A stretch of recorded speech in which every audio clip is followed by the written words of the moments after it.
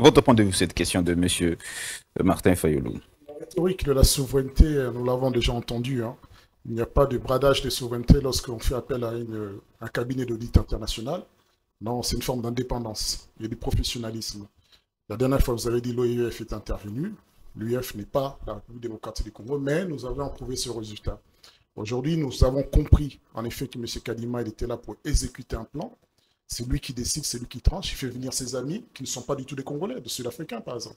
Ce n'est pas la République démocratique du Congo.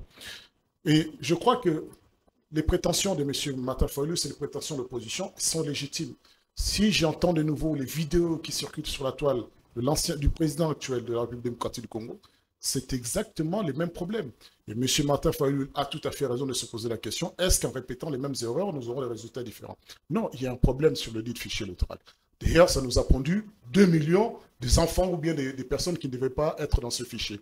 Dans ces 2 millions-là, alors qu'on nous disait déjà sur Kinshasa, nous étions dans l'ordre de montants, de nombres extraordinaires de fraudes.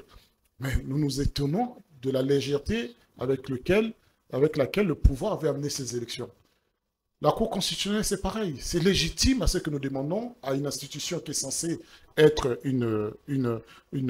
un garant de la conservation de la neutralité des acteurs politiques, mais également de la justice, à ce que les arbitres soient neutres. Et que donc, ils ne soient pas choisis en fonction de l'ethnie, en fonction de l'amitié ou bien des liens avec le chef de l'État. C'est un droit légitime.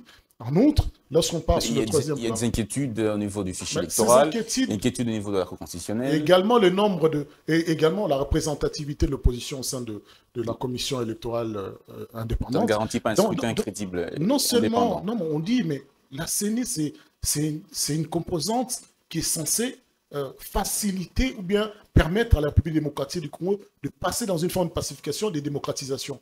C'est une institution d'appui à la démocratie. Au lieu de cela, nous assistons à une forme d'asservissement de la CENI, de copinage entre le pouvoir et la CENI. Et aujourd'hui, la CENI nous dit, je vous amène aux élections, mais je n'ai pas 500 millions de dollars, je dois aller chercher chez les étrangers, chez l'Union européenne. On ne parlait pas de souveraineté lorsqu'on va demander de l'argent à l'Union européenne. C'est ça le problème, l'autre problème. La CENI a dit, j'ai 6 mois d'arriérés de sommes que je devais percevoir, l'État ne m'a pas versé. Donc, ces élections s'annoncent de manière catastrophique. Sauf que nous disons par exemple que... Mais il y a eu l'audit avait été fait par l'OIF en 2018, ça n'a pas empêché qu'il y ait contestation. Qu'est-ce qui garantit qu'il n'y aura pas contestation si un cabinet vient